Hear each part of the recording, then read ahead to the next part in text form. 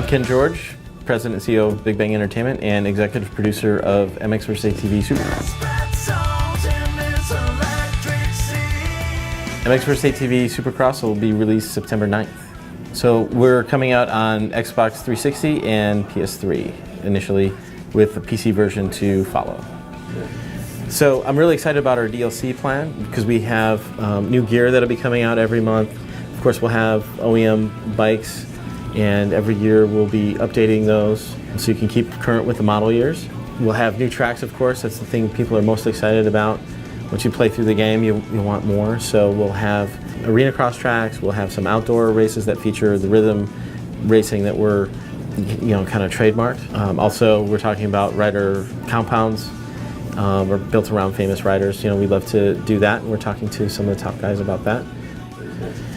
We have online play with 12 racers. You can set up your own private room, or you can go into the random matchmaking where there's you'll have various playlists set up. Every month or so we'll change up those playlists to bring variety of gameplay. Of course, there's going to be online leaderboards, be updating the online experience as we go. We get a lot of feedback from fans, whether it be through Facebook, Twitter. We read as much of the suggestions and feedback as we can and incorporate a lot of it. So it's kind of challenging because there's things that we know on our end, regular fans may not see on theirs about like why we made certain decisions. For example, like maybe width of the track. Our tracks are a little bit wider than they are in real life, but it's a little bit more margin of error for players as they're learning to play the game. We did a lot of testing with different track widths, and we actually focus tested with people who were very experienced with the game and people who've never played it, and then also some folks that were in between. And the track width that we have now is tested super well.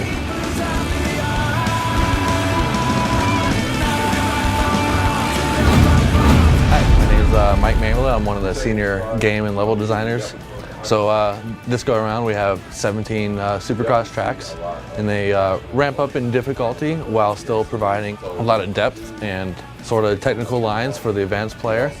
So for Supercross, we kind of evaluated a lot of the previous games throughout the franchise. We brought forward a lot of the positive gameplay elements and some of the physics tuning. And we really try to combine it for the best gameplay throughout the whole series. The track deformation is something that we developed for Reflex and carried through to Alive and then into this game. It's continued to evolve, and then also being a Supercross-centric game, the deformation has a little bit more of a manicured feel, as well as the tracks too. What we really try to do with this game is make it accessible yet fun.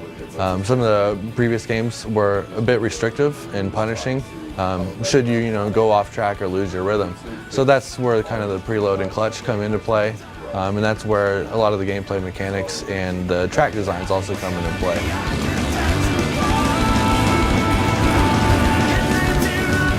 My name is Brad Bowling. I'm one of the artists at Rainbow. Do predominantly environment art and animation, and done quite a lot of technical art on this title too.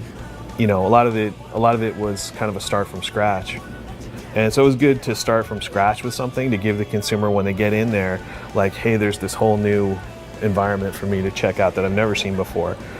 And from my standpoint, I look at like environments in the game as like, it's one of those things where when everything blends into the background, when it just feels right and there's nothing jumping out at the consumer and the player, that's when it's right, And we've really gone to great lengths to make it feel like Supercross and to feel like that, you're out there under the lights, the crowd's going crazy, and that's what drives people forward and makes them play this game and makes it fun.